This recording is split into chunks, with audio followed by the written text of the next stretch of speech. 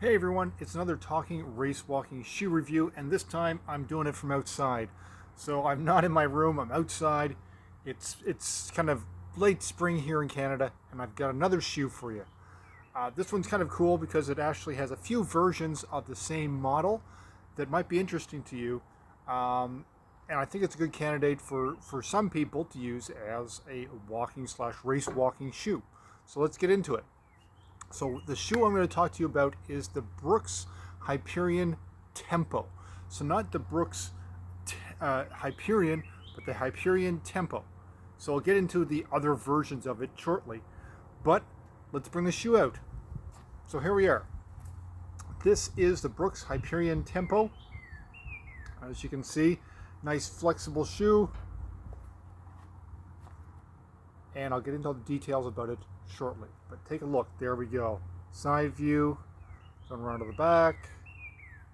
Medial side. There's the outsole and everything else. Zoom in on it. See the laces. See the tongue. There we go. So let's talk about it. So this shoe is what is defined as a lightweight training shoe in terms of its lightweight, fairly responsive, and you may not get as many miles out of it. Now that'll depend, of course, on who you are and how hard you are on shoes. So a lightweight trainer can be a good training shoe for some people, depending on your weight, how hard you are on the shoe, how many miles you put in, your budget, all these type of things. But Brooks Hyperion Tempo, it's a relatively expensive shoe. Regular retails for around $200. I think you'll find it online right now, 2024, on sale for about $160. It's not the cheapest shoe out there. We're looking at an 8mm drop, so the difference from heel to toe. 7.3 ounces, 207 grams. It's got a midsole made up of DNA flash foam from Brooks. And it's got a fairly sort of stretchy sort of upper. They call it sort of a stretch woven upper. So it's got a good amount of give and relatively well vented. So can accommodate a little bit of, bunion or that type of thing. So now let's go through the shoe. So once again, we said it's got 8mm drop from heel to toe. It doesn't feel like a huge drop. It doesn't feel like zero drop, but not bad.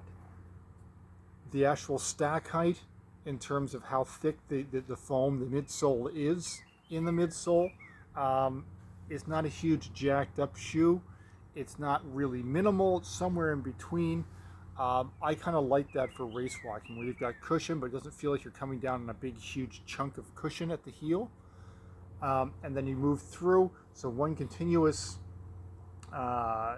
foam here. There's no extras added in. The foam itself is, take a look here, it compresses fairly easy, so it's soft. Not as soft as, say, the foam you would get like in a super shoe, but it's relatively cushy. So when you hit the heel, it definitely compresses quite well. So somewhere between firm and soft. It's in there. It's got a nice feel. It's got quite a responsive feel. And then if we're looking at the other part of the shoe, back here you've got quite a high spot here for the, like, normally there'd be like a sort of an arch notch there sometimes for the Achilles. This one comes up quite high, but it doesn't curve in or come in a little bit. Sometimes I find if it comes up and comes in, especially with race walking where you're coming down on the heel a lot, that can actually hit your Achilles. This one I have no issues with. It's kind of well padded, not extra thick, but well padded, quite comfortable. It's got a good heel cup. There's a good amount of laces. The laces themselves are quite thin. Some of those sort of flat, the flat type. They're a little annoying at times when you tie them up. I tuck them in to the laces themselves so they don't flap about. But they're thin, good amount of lace. The tongue itself is quite thin. I don't know if that bothers anybody, but it's a fairly thin one. It's not extra padded. I didn't really have an issue with that. There's enough tongue that you can grab it, open it up, and get your foot in without a problem. In terms of width and depth, somewhere in the middle. It's not a really voluminous shoe, but it's got good depth at the heel. Good notch there for your ankle bone or everything. So it depends on kind of foot you have, whether that's going to hit your Achilles bone or not, or your Achilles, your heel. Okay, your heel bone. You should always test that out. And then in terms of width, not extra roomy, but not extra narrow, and seems to fit true to size. And it's got a removable, relatively thin sock liner. So that won't last too long. Pounds out relatively quickly, but it does have one. Okay, so we've got the 8mm drop from heel to toe. We've got sort of a moderate amount of actual midsole material, uniform, somewhere in the middle in terms of softness. We look at the outsole. They've got that sort of the rubber there for traction and durability at the forefoot and at the heel in the right spots. I don't have any problem with that. Seems to work fairly well. The good woven upper, a little bit of flexibility. It does have a flex. There's no extra sort of plastic materials or anything to provide extra stability. In terms of torsion, you can see it's quite flexible. Okay, so there's nothing in there to stiffen it up. In terms of race walking in it, I do find it quite responsive. It's got soft feel at the heel, flexes really well at the forefoot. Does it have a huge amount of rocker? No, it has a little bit, nothing crazy, but it does have a rocker at the forefoot to help you come off. I found it comfortable. I found a definite option as it's a training shoe. And like I say, the weight is relatively light. So that is the shoe. There we go. You can still find it online as of today. I've been online, you can find it. Now the other interesting thing about this shoe, the Brooks Hyperion Tempo, is that Brooks has a couple other options of this shoe that make it interesting. So you've got the Brooks Hyperion, which is not this one. And it's actually just a touch heavier. So it's kind of like this is the Tempo Pace shoe version of the Brooks Hyperion. So the base model, the Brooks Hyperion, is a little bit heavier, 7.6 ounces, the same drop, the same midsole, and it's got a good heel to toe transition. It might actually have a little bit more of a rocker from what I see. I'd like to get it on to really feel it. So you've got another option. So if you found this one maybe too light, want a little bit more, you've got the actual Brooks Hyperion.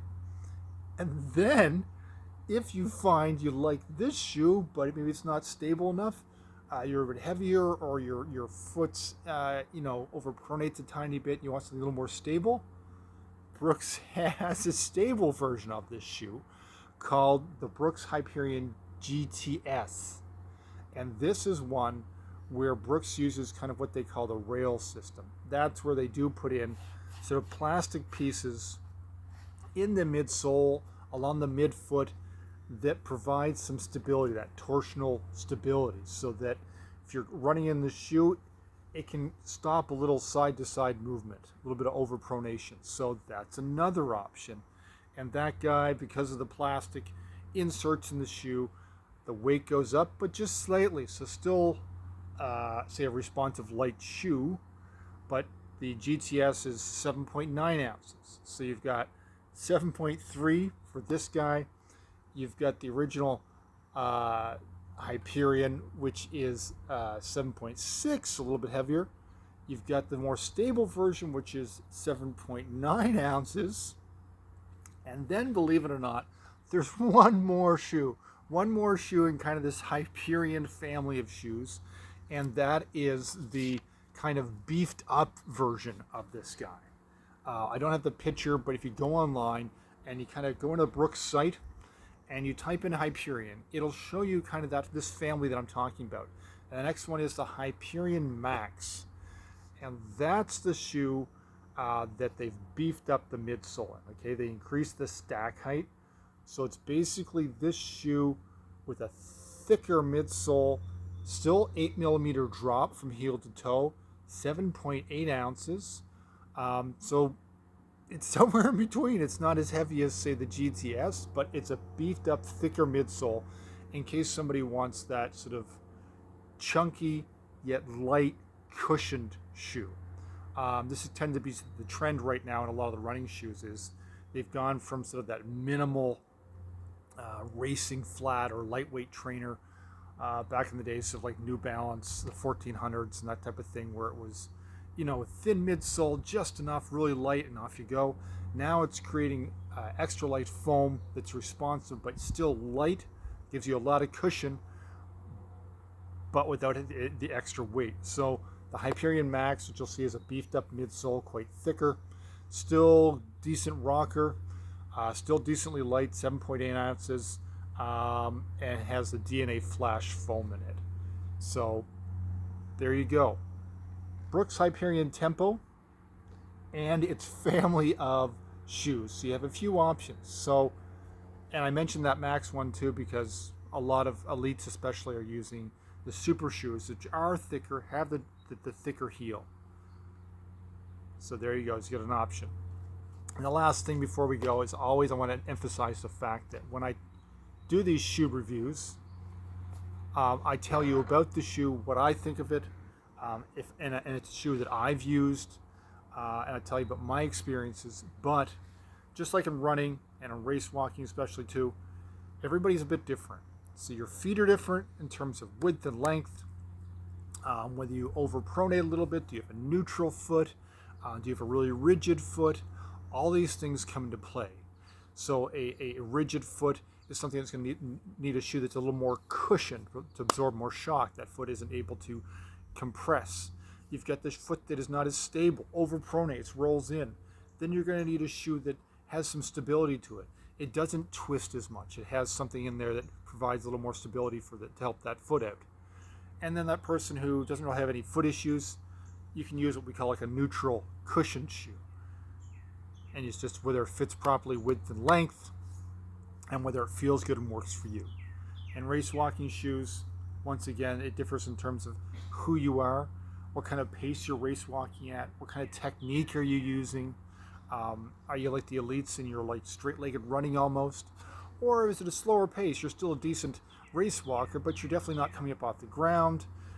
You want something that's, a lower profile, that type of thing. So take all those things into account, and I hope some of this information and this review has helped you out. Happy walking, and talk to you soon.